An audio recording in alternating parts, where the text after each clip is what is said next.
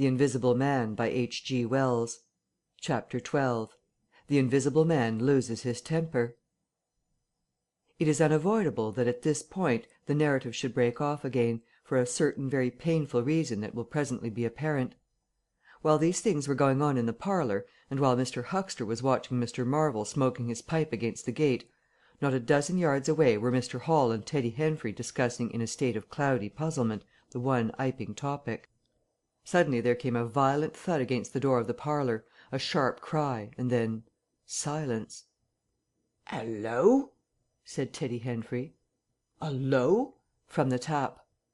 Mr. Hall took things in slowly but surely. "That ain't right," he said, and came round from behind the bar towards the parlour door. He and Teddy approached the door together, with intent faces. Their eyes considered. "Summat wrong," said Hall, and Henfrey nodded agreement. Whiffs of an unpleasant chemical odour met them, and there was a muffled sound of conversation, very rapid and subdued. "You all right there?" asked Hall, rapping. The muttered conversation ceased abruptly, for a moment's silence. Then the conversation was resumed, in hissing whispers, then a sharp cry of "No, no, you don't!" There came a sudden motion, and the oversetting of a chair, a brief struggle. Silence again. "What the deuce!" exclaimed Henfrey, sotto voce. "You all right there?" asked Mr. Hall sharply, again. The vicar's voice answered with a curious jerking intonation. "Quite right. Please don't interrupt." "Odd," said Mr. Henfrey. "Odd," said Mr. Hall. "Says don't interrupt," said Henfrey. "I heerd un," said Hall. "And a sniff," said Henfrey. They remained listening. The conversation was rapid and subdued. "I can't," said Mr. Bunting, his voice rising. "I tell you, sir, I will not." "What was that?" asked Henfrey. "Says he will not," said Hall. "Weren't speaking to us, was he?" "Disgraceful," said Mr. Bunting within. "Disgraceful," said Mr. Henfrey. "I heard it distinct." "Who's that speaking now?" asked Henfrey. "Mr. Cuss, I s'pose," said Hall. "Can you hear anything?" Silence, the sounds within indistinct and perplexing. "Sounds like throwing the tablecloth about," said Hall. Mrs. Hall appeared behind the bar. Hall made gestures of silence and invitation. This aroused Mrs. Hall's wifely opposition. "What you listening there for, Hall?" she asked. "Ain't you nothing better to do? Busy day like this." Hall tried to convey everything by grimaces and dumb show, but Mrs. Hall was obdurate. She raised her voice. So Hall and Henfrey, rather crestfallen, tiptoed back to the bar, gesticulating to explain to her. At first she refused to see anything in what they had heard at all. Then she insisted on Hall keeping silence, while Henfrey told her his story. She was inclined to think the whole business nonsense. Perhaps they were just moving the furniture about. "I heerd un say disgraceful, that I did," said Hall. "I heerd that, Mrs. Hall," said Henfrey. "Like as not," began Mrs. Hall. "Hush!" said Mr. Teddy Henfrey. "Didn't I hear the window?" "What window?" said Mrs. Hall. "Parlour window," said Henfrey. Every one stood listening intently. Mrs. Hall's eyes, directed straight before her, saw without seeing the brilliant oblong of the inn door, the road white and vivid, and Huxter's shop front blistering in the June sun. Abruptly Huxter's door opened and Huxter appeared, eyes staring with excitement, arms gesticulating. "Yap!" cried Huxter. "Stop thief!" And he ran obliquely across the oblong towards the yard gates and vanished. Simultaneously came a tumult from the parlour, and a sound of windows being closed. Hall, Henfrey, and the human contents of the tap rushed out at once pell-mell into the street. They saw someone whisk round the corner towards the road, and Mr. Huxter executing a complicated leap in the air that ended on his face and shoulder. Down the street people were standing astonished, or running towards them. Mr. Huxter was stunned. Henfrey stopped to discover this, but Hall and the two labourers from the tap rushed at once to the corner, shouting incoherent things, and saw Mr. Marvel vanishing by the corner of the church wall. They appeared to have jumped to the impossible conclusion that this was the Invisible Man suddenly become visible, and set off at once along the lane in pursuit. But Hall had hardly run a dozen yards before he gave a loud shout of astonishment and went flying headlong sideways, clutching one of the labourers and bringing him to the ground. He had been charged just as one charges a man at football. The second labourer came round in a circle, stared, and conceiving that Hall had tumbled over of his own accord, turned to resume the pursuit, only to be tripped by the ankle just as Huckster had been. Then, as the first labourer struggled to his feet, he was kicked sideways by a blow that might have felled an ox. As he went down, the rush from the direction of the village green came round the corner. The first to appear was the proprietor of the cocoanut shy, a burly man in a blue jersey. He was astonished to see the lane empty save for 3 men sprawling absurdly on the ground. And then something happened to his rearmost foot, and he went headlong and rolled sideways just in time to graze the feet of his brother and partner, following headlong. The two were then kicked, knelt on, fallen over, and cursed by quite a number of over-hasty people. Now when Hall and Henfrey and the labourers ran out of the house, Mrs. Hall, who had been disciplined by years of experience, remained in the bar next the till. And suddenly the parlour door was opened, and Mr. Cuss appeared, and without glancing at her, rushed at once down the steps toward the corner. "Hold him!" he cried. "Don't let him drop that parcel!" He knew nothing of the existence of Marvel, for the Invisible Man had handed over the books and bundle in the yard. The face of Mr. Cuss was angry and resolute, but his costume was defective, a sort of limp white kilt that could only have passed muster in Greece. "Hold him!" he bawled. "He's got my trousers, and every stitch of the vicar's clothes.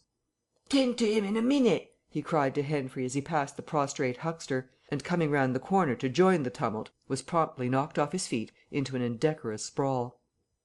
Somebody in full flight trod heavily on his finger. He yelled, struggled to regain his feet, was knocked against and thrown on all fours again, and became aware that he was involved not in a capture but a rout. Every one was running back to the village. He rose again and was hit severely behind the ear. He staggered and set off back to the coach and horses forthwith, leaping over the deserted huckster, who was now sitting up, on his way. Behind him, as he was half-way up the inn steps, he heard a sudden yell of rage, rising sharply out of the confusion of cries and a sounding smack in some one's face. He recognized the voice as that of the Invisible Man, and the note was that of a man suddenly infuriated by a painful blow. In another moment Mr. Cuss was back in the parlour. "He's coming back, Bunting," he said, rushing in. "Save yourself." Mr. Bunting was standing in the window, engaged in an attempt to clothe himself in the hearthrug and a West Surrey Gazette. "Who's coming?" he said, so startled that his costume narrowly escaped disintegration. "Invisible Man," said Cuss, and rushed on to the window. "We'd better clear out from here. He's fighting mad. Mad!" In another moment he was out in the yard. "Good heavens!" said Mr. Bunting, hesitating between 2 horrible alternatives. He heard a frightful struggle in the passage of the inn, and his decision was made. He clambered out of the window, adjusted his costume hastily, and fled up the village as fast as his fat little legs would carry him. From the moment when the Invisible Man screamed with rage and Mr. Bunting made his memorable flight up the village, it became impossible to give a consecutive account of affairs in Iping. Possibly the Invisible Man's original intention was simply to cover Marvel's retreat with the clothes and books. But his temper, at no time very good, seems to have gone completely at some chance blow, and forthwith he set to smiting and overthrowing for the mere satisfaction of hurting. You must figure the street full of running figures, of doors slamming and fights for hiding places. You must figure the tumult suddenly striking on the unstable equilibrium of old Fletcher's planks and 2 chairs, with cataclysmic results. You must figure an appalled couple caught dismally in a swing. And then the whole tumultuous rush is past, and the Iping street with its gauds and flags is deserted save for the still raging unseen, and littered with cocoanuts, overthrown canvas screens, and the scattered stock and trade of a sweetstuff stall. Everywhere there is a sound of closing shutters and shoving bolts, and the only visible humanity is an occasional flitting eye under a raised eyebrow in the corner of a window pane. The Invisible Man amused himself for a little while by breaking all the windows in the coach and horses, and then he thrust a street lamp through the parlour window of Mrs. Gribble. He it must have been who cut the telegraph wire to Adderdean just beyond Higgins Cottage on the Adderdean Road. And after that, as his peculiar qualities allowed, He passed out of human perceptions altogether, and he was neither heard, seen, nor felt in Iping any more. He vanished absolutely. But it was the best part of 2 hours before any human being ventured out again into the desolation of Iping Street. Chapter 13. Mr. Marvel discusses his resignation. When the dusk was gathering, and Iping was just beginning to peep timorously forth again upon the shattered wreckage of its Bank Holiday, a short, thick-set man in a shabby silk hat was marching painfully through the twilight behind the beechwoods on the road to Bramblehurst. He carried 3 books bound together by some sort of ornamental elastic ligature, and a bundle wrapped in a blue tablecloth. His rubicund face expressed consternation and fatigue. He appeared to be in a spasmodic sort of hurry. He was accompanied by a voice other than his own, and ever and again he winced under the touch of unseen hands. "If you give me the slip again," said the voice, "if you attempt to give me the slip again—" "Lor!" said Mr. Marvel, "that shoulder's a mass of bruises as it is."